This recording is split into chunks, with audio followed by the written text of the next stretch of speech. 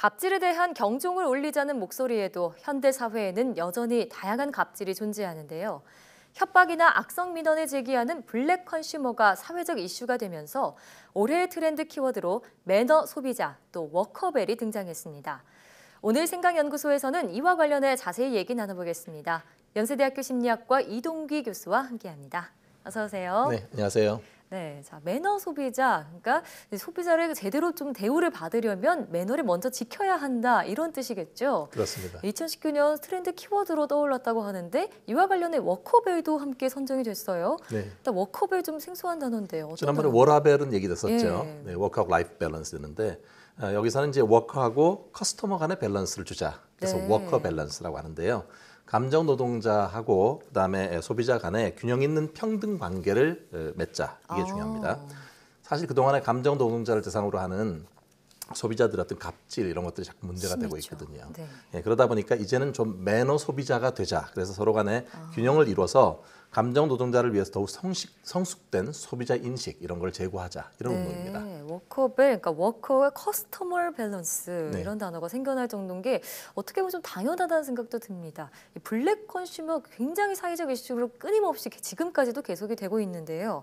그동안 대표적인 사건들 어떤 것들이 있었는지 정리해 주신다면요. 네, 지난해 11월에 그 울산의 한 맥도날드 드라이브스루 매장에서 예. 있었던 일인데요. 고객이 아르바이트생을 향해서 욕설을 하고 음식을 던지는 영상이 공개돼서 네. 큰 파장을 불러일으켰습니다. 근데 그 고객 얘기는 경찰 조사를 받으면서 하는 얘기인데요. 회사 스트레스가 너무 많아가지고 감정이 폭발했다 그 순간 못 참고. 예. 사실 그렇다면 주문받는 아르바이트생은 뭡니까? 그러니까요. 그 고객이 던지는 그 감정 쓰레기통이 되는 거잖아요. 네. 그리고 또 하나 이제 최근에 음식점, 미용실 이런 데서 예약을 해놓고 나타나지 않는 일종의 no-show, 네. 나타나지 않는 그 현상이 이제 일종의 갑질로 등장하고 있는데요. 사회적 피해 비용을 계산해봤더니 글쎄 이게 연간 8조 원에 이른다고 합니다. 8조 원이요. 네, 엄청난 비용 손실인 네. 거죠. 그래서 이제 그 부분이 또 문제가 되고 있고 최근에는 또 그 관광객들과 관련된 그런 새로운 갑질이 나타났습니다. 일종의 오버 투어리즘, 과잉 관광이라고 네. 부르는데요. 어떤 거냐 하면은 너무 많은 관광객들이 와갖고 너무 정신없이 다니고 그러니까 현지 사는 주민들 생활이 피폐해지고 예. 실제로 그러다 보니까 사람이 너무 많잖아요. 그러니까 제대로 관광도 못하는 현상을 오버 투어리즘이라고 얘기를 합니다. 네. 서울의 북촌 한옥마을 같은 데도 사람들이 되게 많고 네, 주민들 반발이 엄청 심하죠. 그렇죠. 부산의 김천마을, 뭐 통영의 동피랑마을 같은 곳에서 상당히 이런 일이 많이 일어난다고 합니다. 네. 그런 예로 실제로 필리핀의 보라카이라고 하는 섬이 있잖아요. 예. 그 섬에서도 지나치게 많은 관광객이 몰려와갖고 하수처리라든지 쓰레기가 너무 많이 나와가지고요. 섬 자체의 존립을 위협하는 그런 상황이 돼서 지난번에 반년간 폐쇄했던 적이 있습니다. 네, 이렇게 말씀하신 사건들 사실 사회적으로 큰 쟁점이 됐던 사건들이지만 알려지지 않은 곳에서 고충을 겪는 감정 노동자들 굉장히 많을 것 같은데요. 네, 그렇죠. 사실 이게 이제 설문조사를 해보면 아주 극적인 그런 그 결과들이 나오는데요. 네. 알바몬이라고 하는 사이트에서 아르바이트생 952명 대상으로 설문조사를 했습니다. 일종의 매너 소비자를 관련해서 설문조사를 했는데요. 응답자의 무려 90.2%가 네. 고객의 비매너 행동으로 상처를 받은 경험이 있다고 말했습니다. 그렇군요. 10명 중에 9명이 넘으니까 예, 거의 모든 그 대부분이네요. 아르바이트생이 그런 경험을 했다는 거죠. 네. 상처받은 순간에 대해서 이제 1위부터 5위까지를 저희가 한번 확인을 해봤는데요. 네. 그 1위는 뭐였냐면 그 고객들이 이렇게 얘기를 하는 거죠. 어이, 야 이런 식으로 반말을 하는 거예요. 언제 봤다고 반말입니까? 예, 그러니까 이제 상처를 입게 되는 네. 거잖아요. 그게 51.1%나 된다고 합니다. 그리고 2위는 좀 돈 좀 깎아줘. 그다음에 이런 서비스 안 되나? 이런 식으로 무리한 요구군요. 그렇죠. 아르바이트생이 할 수 없는 그런 서비스를 요구하는 그런 경우였는데 27.5%로 2위를 차지했고요. 그다음에 이제 돈이나 신용카드 같은 거를 이렇게 뿌리듯이 던지는 겁니다. 기분 너무 나쁘겠죠. 너무 나쁘죠. 네, 이런 경우도 26.9%가 예. 있었고요. 네 번째로는 고객 자신이 실수를 해놓고 알바생한테 사과하도록 강요하는 겁니다. 네. 이거는 사실은 말이 안 맞는 거잖아요. 그런 정도가 24.8%로 4위. 그리고 마지막으로는 여기 이렇게 맛이 없어. 서비스가 엉망이야. 이런 식으로 트집을 잡는 고객들이 있습니다. 네. 16.3%로 5위를 차지했습니다. 네, 그러니까 아르바이트생 대부분이 이렇게 이유 없이 상식 밖의 행동을 하는 사람들 때문에 마음앓이를 한 건데 이렇게 갑질을 하는 사람들 심리가 도대체 뭘까요?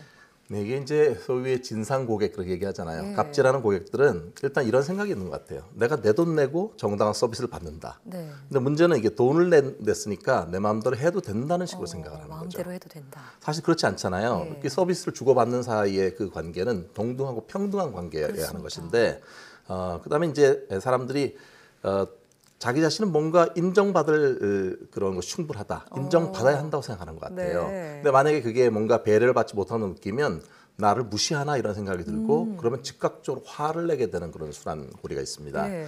그래서 이런 사람들은 자기가 조금만 무시받는다는 느낌이 들거나 그런 큐가 있으면 분노의 감정으로 떠들려주는 경향이 있고요.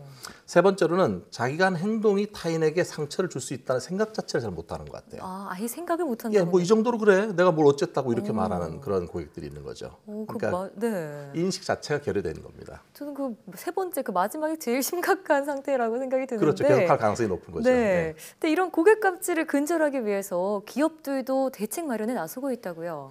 네, 이게 참 바람직한 현상인데요. 네. 일례로 롯데백화점에서는 최근 갑질 고객 응대 매뉴얼이라는 걸 만들었어요. 네. 그 이름이 존중받을 용기라고 재미있는 제목이죠. 네. 그래서 그걸 이제 매뉴얼을 전체 지점에 배포를 했다고 하는데요.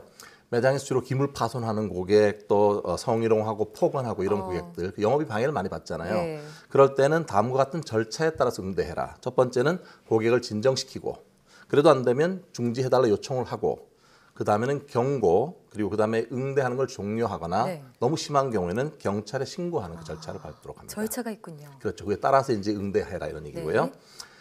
또한 GS 칼텍스는 마음 이음 연결음 프로젝트라고 하는 거, 네. 마음을 이어준다, 마음 이음 연결음 프로젝트를 했는데 네. 어떤 건지 한번 화면 보고 가실까요? 함께 볼까요?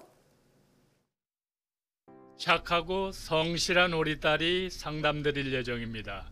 사랑하는 우리 아내가 상담드릴 예정입니다. 제가 세상에서 가장 좋아하는 우리 엄마가 상담드린 예정입니다. 잠시만 기다려주세요. 네, 보신 것처럼 네. 그 상담원들의 가족들이 녹음을 한 겁니다. 그렇군요. 예, 아주 어린 아이부터 아내라든지 남편, 네, 가족들이 배우자까지. 실제 얘기를 해주는 거죠. 네. 근데 이거 효과가 대단했다고 해요. 어느 정도였나요? 그러니까 프로젝트를 시행한 다음에 설문조사를 해봤거든요. 그랬더니 상담원들은 스트레스가 79%에서 25%로 아주 급감했고요. 네. 그리고 또 고객으로부터 존중받는다는 느낌을 얼마나 받느냐 했더니 처음에는 전혀 없었는데 0%에서 25%까지 내가 존중을 받는다는 그런 응답을 했습니다. 네. 가족들의 음성 한마디만 붙였을 뿐인데 이런 결과가 나타났다고요. 정말 놀라운데요. 이게 이제 아무래도 그 갑질 고객 입장에서도 그 상담원의 가족들이 그 하는 얘기잖아요. 특히 네. 그러니까 뭐 어린아이 목소리도 있고 그러니까 그럴 경우 자기 가족을 떠올리게 되는 것 같아요.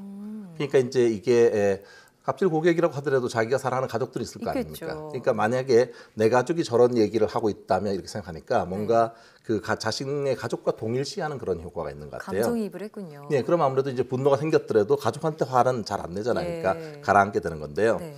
사실 가정에서도 그런 얘기가 있잖아요. 부부가 한참 싸우다가도 애가 중간에 보고 있으면 어떻습니까? 아주 휴전 이렇게 누그러지게 되는 거죠. 되죠. 네. 네.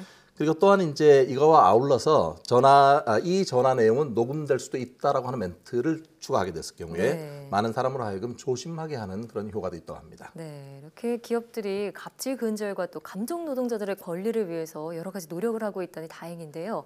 정부도 관련한 어떤 대책 마련에 나서고 있나요? 네, 정부도 작년에 2018년 10월 18일부터 감정노동자보호법이라고 불리는 네. 산업안전보건법 개정안을 시행 중인데요. 네. 그 안 중에 주요 내용을 좀 소개해드리면요. 첫 번째는 사업주는 고객의 폭언 예방을 위한 문구를 사업장에 게시하도록 되어 있습니다. 네. 그리고 갑질 고객에 대한 그 응대 업무 매뉴얼 이런 거를 반드시 구비하도록 되어 있고요. 두 번째로 사업주는 고객에 의한 폭언이나 폭행이 발생했을 때 해당 직원이 위험한 장소로부터 벗어날 수 있도록 해줘야 하고 네. 그 업무를 일시 중단하거나 또는 휴식 시간을 제공해야 하는 그런 의무가 있습니다. 네. 또한 필요한 경우는 치료나 상담을 받을 수 있도록 해줘야 되고요. 예. 세 번째는 피해 근로자가 고객에게 법적 책임을 물으려 할 때 필요한 증거 자료 제출을 그 사업주가 그 관련된 조치를 취해야 하고 만약에 이를 어기면 최대 1년 1천만 원 정도의 과태료를 부과할 수 있도록 되어 있습니다. 네, 이런 법안이 마련됐으니까 잘 시행되기를 기대해 보겠습니다. 자, 이렇게 중요한 덕목으로 떠오른 매너 소비자 잘 지키기 위해서 어떤 자세를 가져야 할까요? 일단 그 매너 소비자 어감이 참 좋은데요. 네. 네, 이게 이 직원은 사실 어떻게 보면 다른 곳에 가면 고객이 될 수 있는 사람이잖아요. 네, 그러니까 맞습니다. 저 사람과 나는 평등하고 동등한 사람이라는 예. 인식이 제일 중요한 것 같아요. 그러니까 존중하고 배려하는 문화가 필요할 것 같고요. 그다음에 이제 이걸 생각해봐야죠. 내가 하는 말은 결국 나의 인격을 나타내는 말이다. 그러니까 지금 만약에 내가 갑질을 막 하고 있는데 만약에 나의 아이가 지켜보고 있다면 어떨까? 이런 생각을 하는 게 네. 도움이 될 것 같고요. 세 번째로는 요즘은 이제 현실적으로 갑질 행동을 하게 되면 그냥 넘어가는 관행이 아니잖아요. 예, 이게 맞습니다. 실제로 처벌을 받을 수 있다라고 하는 것에 대해서 명백하게 생각을 해야 됩니다. 네. 갑질의 부정적인 그런 결과에 대해서는 더 이상 면죄부가 없다라고 하는 것을 분명하게 인식할 필요가 있겠습니다. 네. 옛날엔 사실 손님은 왕이다. 내 돈 맞아요. 내가 쓰는데 무슨 상관 이렇게 말을 네. 했지만 그런 시대는 이제 지나갔잖아요. 네. 그러니까 우리 모두 사실 왕처럼 대접받으려면 여왕처럼 해야 되는 거 아니겠어요? 네, 대접을 해야 되는 맞습니다. 거잖아요, 자기도. 그러니까 이런 역지사지의 마음으로 더 이상 이런 그 블랙 컨슈머 또는 갑질 고객 없어지고요. 예. 그냥 그 매너 소비자라고 하는 걸 실천해보는 한 해가 됐으면 좋겠습니다. 그렇습니다. 그러니까 한마디로 존중받고 싶으면 나부터 존중하라 이런 말씀이신데 새해에는 갑질 파문 뉴스 더 이상 보지 않게 되길 바랍니다. 저도 바랍니다. 네. 자, 지금까지 생각연구소 연세대학교 심리학과 이동기 교수와 함께했습니다. 오늘 말씀 고맙습니다.